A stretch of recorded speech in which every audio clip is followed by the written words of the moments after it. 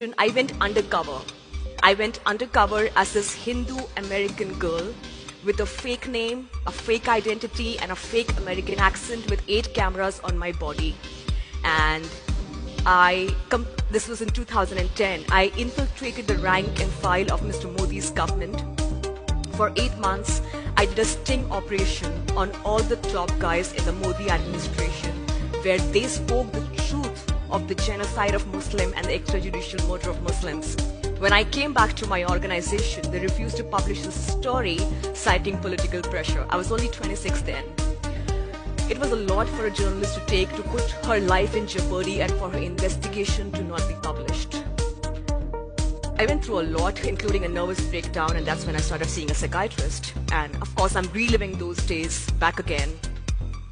But I went to every journalism organization back in the day, and they refused to publish. And then I went to publishers saying, "Can you publish the transcript of the tape of my sting operation?" And they said, "It's too risky a book." So my mom had some gold kept for me, like back in India, it's a tradition that when you're about to get married, the family gives gold. So she has kept some gold for my marriage. So I pawned the gold, I took a gold loan, and self-published my book, which was called Gujarat Files, Anatomy of a Cover-Up. There was no media coverage, but social media, which can also act as, has been weaponized against us, also has kind of democratized the space for us to speak.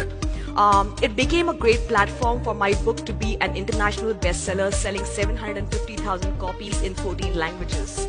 But the courts in India have still not taken or asked me for my tapes as investigation.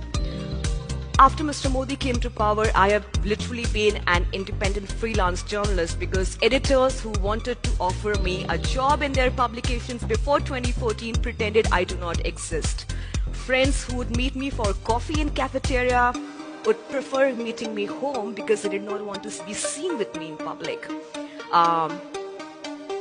Why is that? Because I chose to tell a truth without sugarcoating it and the way it should be, unlike what you see of well-meaning people these days who refuse to call fascists by their name, who refuse to call dictators by their name, who refuse to call demagogues by their name.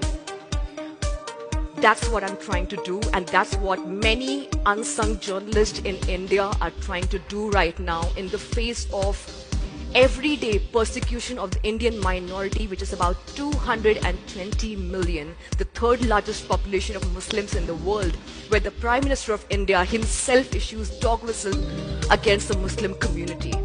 Yesterday, a Hindu priest in front of a massive crowd asked the crowd to rape and abduct Muslim women, and cops were present and they didn't do a thing. This is everyday life for each one of us. One of the reasons why the Prime Minister of India and his agencies did not want me to board the aircraft is because I am one of those journalists, amongst many other journalists, who are speaking this raw truth that the world needs to know. The world needs to act now. Whether it's America, I just tweeted a couple of minutes ago about Kamala Harris, referring to her in the tweet, that when she was elected as vice president, we expected her as somebody with Indian origin to speak up. The world is silent about what's happening in India because you want to have a strategic relationship with India vis-a-vis China and other nations. So let's ignore what's happening in India. You cannot afford to ignore what's happening in India. The Muslims in this country are at the cusp of a genocide, and none of the journalists can afford to look away. And if you look away, each one of us in the world are complicit in it. I stand here not just as a journalist, but also as a Muslim citizen of this country who feels persecuted. I don't know what will happen once I go back.